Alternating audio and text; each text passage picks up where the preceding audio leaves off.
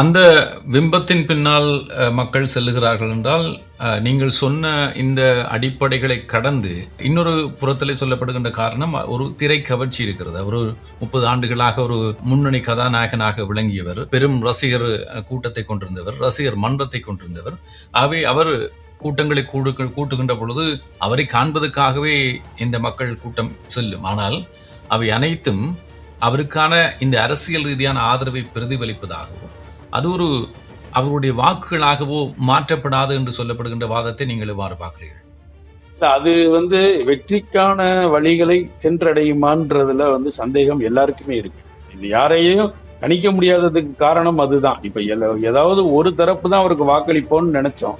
எல்லா தரப்பு வாக்களிச்சிருக்கோம்னு நம்ம தேர்தலுக்கு பின்பு நம்ம பேசுறவர்கள், நமக்கு தெரிந்தவர்கள் நமக்கு சொல்லும் போது, அப்போ இது ஒரு கணிக்க முடியாத ஒரு இடத்துக்கு போகுதோன்ற ஒரு சந்தேகம் நமக்கு வருது. அதன் அடிப்படையில தான் இது வருது. இது எக்ஸிட் போல் அடிப்படையில வரல. எல்லாருமே அவர்கள் நெருங்கியவர்கள்ட்ட கேட்கும் போது, அவர்கள் பெருவாரியான தாவேகாவை சொல்லும் போது நமக்கு அந்த உண்மையிலே அந்த குழப்பமும் ஒருவேளை இருக்குமோன்ற எண்ணமும் வருது.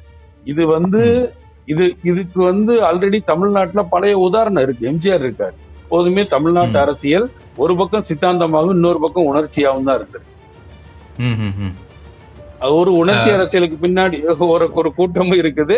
அதே சித்தாந்த அரசியலை விரும்பக்கூடிய ஒரு கூட்டம். 2 பேருக்கும் மாத்தி மாத்தி வாய்ப்பளிச்சுக்கிட்டே தான் இருந்திருக்காங்க. ஒரு 5 வருஷம் உணர்ச்சியில இருக்கட்டும், 5 வருஷம் சித்தாந்தத்துல இருக்கட்டும்ன்ற மாதிரி. அப்போ விஜய் பின்னாடி இவ்வளவு பெரிய கிரௌடு போறதுல ஆச்சரியம் இல்ல. அது ஓட்டா மாறி இருக்கா மாறலையான்றது யாராலையுமே கணிக்க முடியலன்னு சொல்றோம் அந்த தேர்தலை. அதனாலதான் இது கணிக்க முடியாத ஒரு தேர்தலுக்குள்ள போகுதுன்றதுக்கு காரணமும் அதுதான்.